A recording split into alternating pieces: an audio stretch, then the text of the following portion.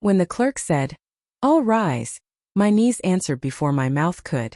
I stood up with the rest of the room, palms slick against the brown paper envelope I had shoved into my coat that morning, and for a second the courthouse smelled like rain on hot asphalt, the same smell that had flooded my kitchen the night I found the phone. People straightened ties, smoothed skirts, shifted weight from foot to foot as if any movement could steady them. My heart did something animal and stupid. It lurched forward, trying to outrun the truth in my hands. My parents rolled their eyes. Not at me exactly, at the idea of me making a scene, at my theatricality, at the life I'd cobbled outside their neat little expectations. My mother kept one hand on my father's, their fingers pressed like they were holding a secret between them. Their faces were the same panels I had grown up beneath, composed, slightly disapproving, the way you look at a child squabbling over candy in a grocery aisle. Whatever sympathy I had counted on had been fixed to the shelf behind their patience. Their shoulders curved inward, the physical language of people who'd been married so long they'd decided how to react in advance. I thought of the night 2 months earlier when I first noticed the smell of someone else's shampoo on my pillow. I thought of the little things. An unfamiliar voice on a voicemail that ended when I entered the room. Laundry with a thread of perfume I didn't own. A calendar I hadn't written on. Each thing could be explained away, rationalized, smoothed over: stress, work, a friend in need. Denial is persistent and domestic. It lives under the couch cushions with loose change and a willingness to believe the best version of things. But the phone did not fit into neat compartments of explanation. It was his phone, Evan's, left blinking on the kitchen counter like a small, obscene altar. I told myself not to pick it up. I told myself our years together were not something a small screen could undo. I told myself everything familiar. That love is generous with excuses. Then I heard the laughter and the other woman's voice, the one that said his name as if it belonged to her alone. The sound slid down my spine with the coldness of a blade. I did the thing most people say they'll never do. I listened. There were names, a hotel, a reservation confirmation with a different surname, one I had never seen on any bank account or mail. That night I pulled at threads. Evidence unravels like knitting once you start. A credit card charge in a different city. Photographs on a hidden cloud account. Evan smiling with a little boy who had his jaw in my eyes, and a woman in a dress the color of blown glass. The next morning I was at the county clerk's office with a mistrust that felt like premeditation. I made copies, filed anonymous requests, printed maps, and typed the names into search boxes until the glow of the screen blurred. When I confronted him, God, I practiced what I would say in the mirror like an exam I intended to pass. Evan's face folded in a way I had never seen. Shock, then guilt, then that terrible calculation of how to contain damage. He slid his fingers up the back of his neck and explained with a soft voice that meant to soothe. He said there were reasons, practical and messy, that he had created distance. He said nothing about her. He said nothing about a boy with my eyes. There are moments that allow you to choose the shape you become. Mine came in the afternoon light of our kitchen, the phone on the table between us like a third person. I could forgive him, he said. He leaned forward and touched my hand, but forgiveness felt like a sale I hadn't authorized. I left that night with the envelope of printed evidence and the taste of copper in my mouth. I didn't tell anyone at first. I kept my face for work, tucked the lies into a neat stack behind ordinary schedules. Every conversation with Evan became an audition. Can he be trusted? And I waited for the slip. He was careful, more careful than guilt demands, but people inevitably betray themselves. He forgot to close a tab on his browser. He left a receipt in a suit jacket hanging in the closet. I watched him like a scientist watching a volatile experiment, cataloging small explosions. My friends held me in their hands as long as I let them. Some wanted to storm into his office and slap him across the face. Others told me I deserved better even when I doubted I had the right to say the word deserve. My mother counseled silence. You don't want to make an ugly public thing. And my father said nothing at all for a week, which meant he was thinking. When I finally confided the deepest piece, an adoption certificate I discovered that named Evan as father to a child born 2 years into our marriage, my mother's eyes pinged to the ceiling like a woman reading the weather. My parents' refusal to be outraged burned colder than anything Evan had done. There is a peculiar loneliness to deciding to fight when no one else will. I filed for custody of our son, my son. on the basis that the man who had betrayed our marriage had also been hiding a previous life that might affect his ability to parent. It felt petty in the logic of law, but the law is a framework for truth. I hired a lawyer who moved in the world like someone who could translate secrets into consequences. We subpoenaed phone records. We demanded birth certificates. We sent polite-sounding, legally phrased letters that told the other woman, if there was another woman, that the state had questions. The slow burn of preparation is less cinematic than you imagine. It is mostly waiting and small surgical tasks. Compiling emails, binding pages, writing testimony until the words lose their sting. Each piece of paper was a promise I made to myself. I would not be gaslit into disbelief. I would not let my life be explained away by calm tones or plausible lies. The more I collected, the more the pattern decided its own voice. It was not just infidelity. It was duplication. A life folded in half and tucked into other people's closets. On the day of the hearing, my hands did not tremble because of the law. They trembled because of what I would say in front of the people who had watched me choose this life. My parents who had rolled their eyes, my son, who would be present in the way children are, present by absence, and Evan, whose face I wanted to shatter and forgive in the same breath. I wanted to make him understand the geometry of the wound he had made. We sat in that too-bright courtroom and waited for our case to be called. The sound of my name being read felt like an indictment and a lifeline all at once. I stood, walked forward, and met the judge. He was older than I expected, soft around the edges, a man who had seen repetition in human cruelty and acquiescence. The gavel was only a momentary punctuation. What mattered was what I placed on the podium. From the envelope I pulled the first photograph. It was a simple print. Evan at a park, a boy perched on his shoulders, the child's face turned toward me like a small mirror. I felt my throat close. I watched my parents' faces fold into expressions I wished were more useful. My mother's lips pressed together. My father shifted, the way a man shifts when he hears a train approaching and cannot move the tracks.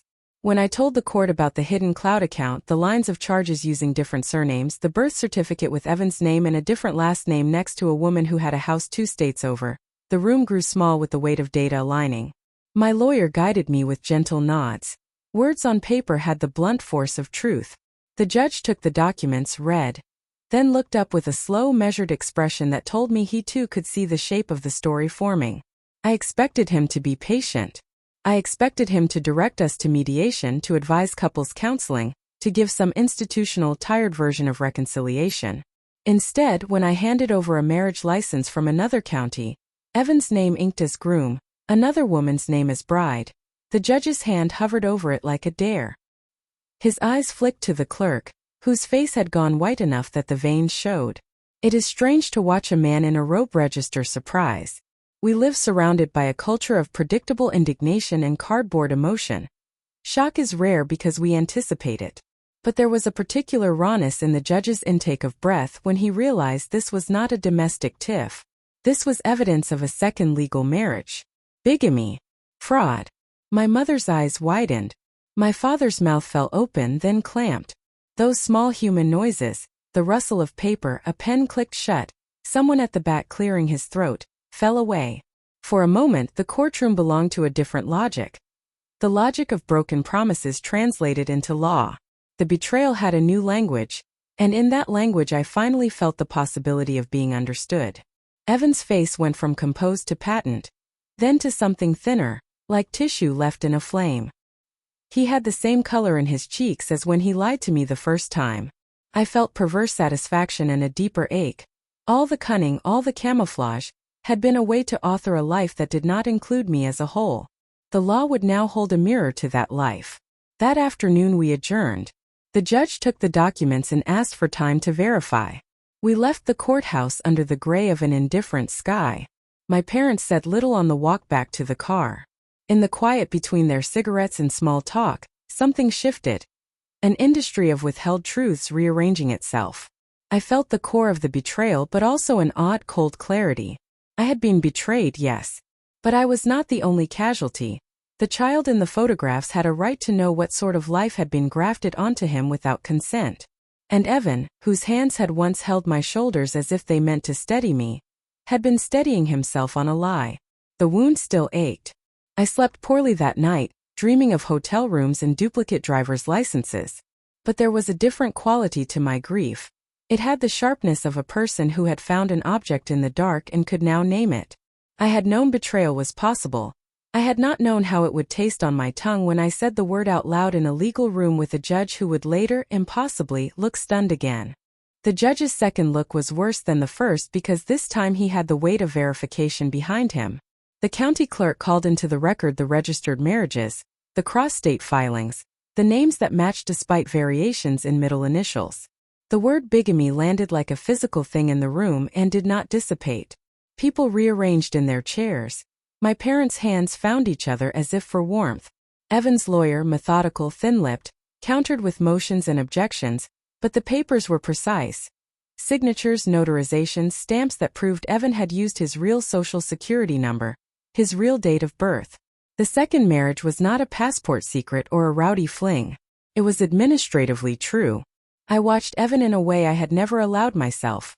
Not as the man who could charm a dinner party or make our son do ridiculous dances, but as a map of small choices. He favored the corner of his mouth with nervous habits, tapped the edge of the table, smiled in a way that apologized for his existence. His explanation that this was a mistake lacked the architecture to hold the facts together. Mistakes don't have affidavits. When the woman from the other marriage was subpoenaed, the room was a small, contained storm. She arrived with a child the size of a thicket, who chewed a pencil and drew on a notepad with the ferocity of children who do not understand courtrooms. The woman's eyes were not theatrical. They were tired in the rough, practical way of someone who had carried a secret and learned to weigh it in dollars and nights. Her voice was even as she affirmed the marriage. She said Evan had been present at the bouquet throwing in their small backyard, at the birthday parties, in the photographs they'd taken in cheap frames. The child on his shoulders, the boy with my eyes, that boy was hers. Not mine. Not mine.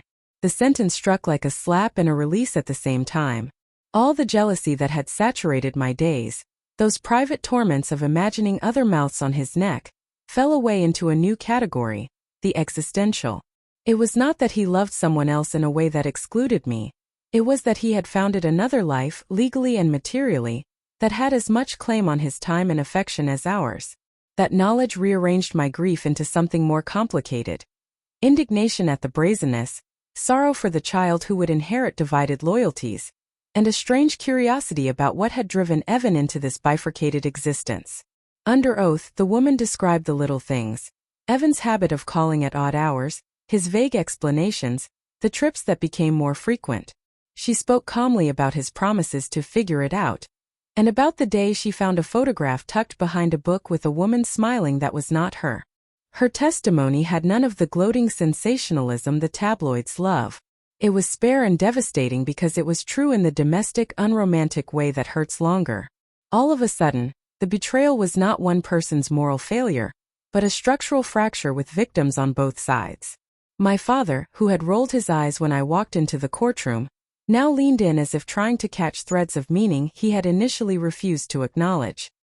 His face softened at unexpected moments, and I saw him register the legalities as if for the first time. The child's welfare, the stability of a family apparatus, the betrayal not as a moral lapse to be scolded but as a problem with measurable consequences. My mother's hand squeezed mine then, not with the faint disdain of before but with a fierce, quiet solidarity. Their earlier dismissal felt like an armor they had dropped, however late. Evan's defense was a narrative of double life born from pressure and fear. He said he had been young and running. He had changed his name years ago after a bad business collapse. The other marriage had been an attempt to do right by someone who had given him something he believed he couldn't repay. He spoke of debts and obligations, of choices made under different lights. His words had texture.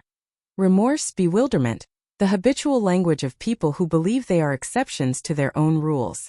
He was not a cardboard villain. He was a human who had folded one human life into another without consent. My chest tightened as he spoke, not with hatred but with the slow unraveling of a person trying to be both accused and an explanation. Love, I realized then, is not a single thing. It is sometimes a tangle of loyalties, shame, and misplaced heroism. That did not absolve him. It complicated him into something more recognizably human, which made my rage sting differently, sharper, because I could see how an understandable motive had turned monstrous in practice. The judge asked for a break to consider the implications beyond the criminal knock of bigamy. He asked about custody, about the child's best interest, about visitation. The room transformed into a workshop for potential futures. My lawyer placed a stack of files before me. Notes on stability, evidence of Evan's absences, lists of people who could testify to his presence or lack thereof. The legal apparatus hummed with a clinical efficiency that made me both grateful and sick. In the end, the judge's stunned expression was not theater. It was the recognition that what stood before him was not a neat betrayal but a messy, legally inconvenient reality that would have to be parsed with care. It would have been easy to walk away with the hollow vindication of seeing justice do its work. Instead, as the days of hearing shortened and the press had their polite inquiries, I found myself sick with a new worry. What would my son think when he was old enough to read a court transcript? What would the other child think when the storms of adult decisions washed ashore? The betrayal had multiplied into a ripple, and I was suddenly aware of the moral math that binds people together. How one choice multiplies into obligations, confusions, loyalties. One night, after a particularly brutal session where my father and I had argued about whether to tell our son now or later, I sat in the car and watched Evan cross the street with the other woman. They held hands like a bandage, close to the skin. The sight should have provoked fury.